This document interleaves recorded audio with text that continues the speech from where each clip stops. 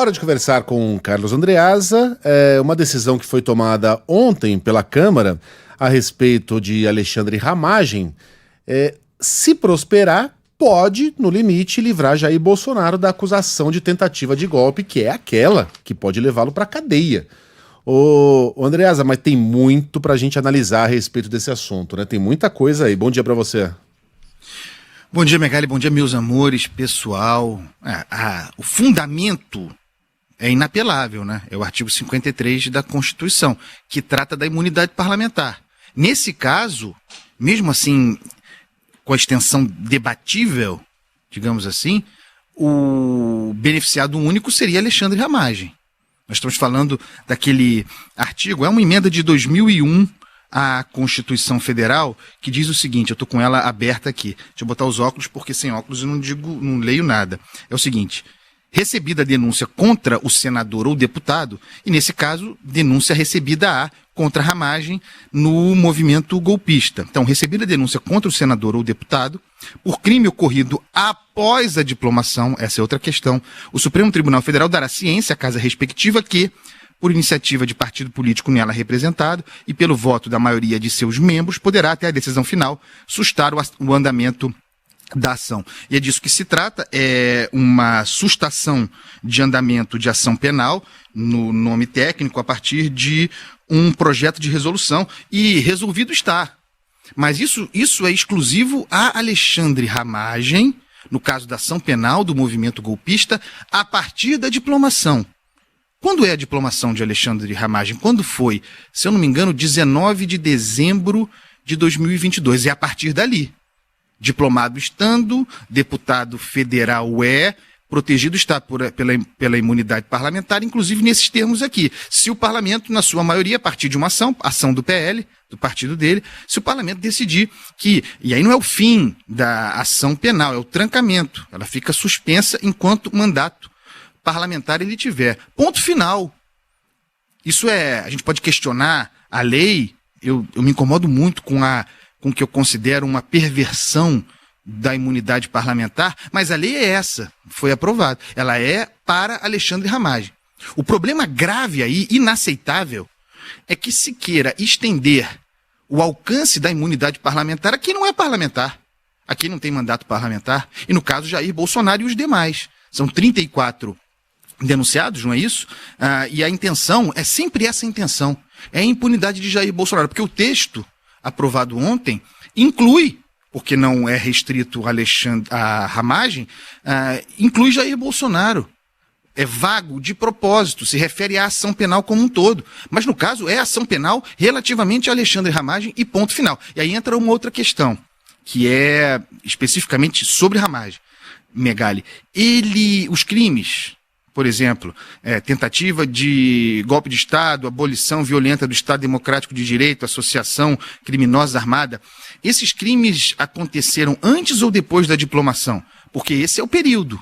Certo? Depois da diplomação, seguramente você tem a depredação do patrimônio da União, você tem alguns, acho que são 2 crimes, eu tenho até listado aqui, deixa eu achar quais que estão contidos. Dano qualificado ao patrimônio e deterioração de patrimônio tombado. Isso certamente, porque é o 8 de janeiro, os crimes imputados a ele, pelo que ele foi denunciado e agora é réu, isso é posterior à diplomação. Mas e a tentativa de golpe de Estado, a abolição violenta do Estado Democrático de Direito? Segundo a denúncia do Ministério Público, é anterior à diplomação. Então também tem essa discussão que certamente vai chegar ao Supremo Tribunal Federal. Eu acho que em algum grau é incontornável. Alexandre Ramagem será beneficiado, acho que não na totalidade, mas em parte, naquilo que há de crimes imputados contra ele, mas é um absurdo imaginar que Jair Bolsonaro e os demais possam ser beneficiados pela imunidade parlamentar. Eu quero destacar também, para encerrar, os 315 votos que o parlamento deu a essa matéria. Foram apenas 143 contrários, 315 votos. É claro que tem a base bolsonarista aqui, mas e a base de apoio do governo, a tal base de apoio do governo? O tal Centrão foi com tudo nisso aí. Por quê? Porque farejam, olha aí, possíveis ações penais relativamente ao orçamento secreto, à manipulação de emendas parlamentares, eles farejam uma chance, uma brecha para incluir-se, porque é um movimento corporativista, né? De se incluir, de se beneficiar também nessa janela que poderia ser aberta aí por Alexandre Ramagem. Sempre tem uma intenção, a gente sabe como é, Megali, pessoal. E muita gente confunde o que está sendo julgado no STF com o 8 de janeiro. A tentativa de golpe. Não, foi o 8 de janeiro. Como assim golpe com velhinhas de Bíblia? Primeiro que não eram só velhinhas com Bíblia, muito pelo contrário. Mas não houvesse o 8 de janeiro e a tentativa de golpe teria ocorrido da mesma maneira, porque ela ocorreu nos 4 anos de governo Bolsonaro. Ela ocorreu com muita intensidade em 2022 e com maior intensidade ainda no segundo semestre de 2022. Nós não estamos falando aqui do 8 de janeiro. Se no dia 7 de janeiro aquelas pessoas tivessem decidido ir para casa, ainda assim o Brasil teria passado por uma tentativa de golpe. O 8 de janeiro foi apenas um dos muitos capítulos. E muitos talvez dos crimes, talvez até o menos importante. Talvez até uma expressão desesperada diante do golpe mal sucedido. Exato. Porque eu acho que são duas coisas separadas. Eu acho que o movimento golpista, central mesmo, acontece depois da eleição, especialmente depois da eleição, entre novembro e dezembro de 2022. Acho que ali é o centro.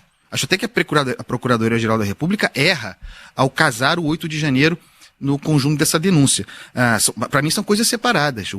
O mais importante do movimento golpista teve lugar a partir de meados de 2022, com aquelas reuniões preparatórias todas que houve, e depois com os movimentos de novembro e dezembro pós-eleição, pós-derrota de Jair Bolsonaro, pós-vitória de Lula. Mas enfim, aí entra a questão do Ramagem, né, Megali? É isso. E os crimes cometidos por Ramagem certamente foram cometidos, muitos deles, antes de 18 de dezembro. E, obviamente, ainda que a Câmara considere que os crimes que o processo possa ser paralisado, imunidade parlamentar não se chama imunidade parlamentar à toa, né? Os demais envolvidos parlamentares não eram. Andreasa, só fazer me dá 30 segundos só para dizer o seguinte: eu sou muito crítico de quando o Supremo extrapola as suas prerrogativas e muitas vezes é verdade, invade a competência do parlamento. Mas nesse caso não. Acontece que o discurso vai ser esse. Então esse movimento, essa lei, né, que vai ter algum efeito, essa resolução, ela terá também como consequência combustível para o discurso de que o Supremo, porque o Supremo vai agir contra isso, porque é inconstitucional em grande medida, que o Supremo se mete em decisões do parlamento, o Supremo não deixa o parlamento. Então isso vai servir também, vai dar combustível, é uma das intenções desse movimento, pessoal. Andreasa, aqui temos na agulha hoje? Para aliviar um pouco, né? Quando o bicho pega, a gente chama ele resolve, ele pacifica. Ele é belo. Souetão. Chama o Belo. O cantor que é uma fake Belo news, resolve, né? cara. Muito talentoso, mas belo? Andreasa, bom trabalho pra você, até amanhã. Megali, o Belo fica lindo quando canta, cara. É verdade, ele canta devo dizer muito. isso, Ele cara. canta Que muito. cantor. As pessoas não estão preparadas pra isso, mas o Belo já é um dos maiores cantores da história do Brasil. Beijo, amores. Menos também, vai. É, sim, senhora. Vamos fazer uma coluna sobre isso. Vamos. Beijo. Meu paraíso, deu uma chance, não custa nada ter.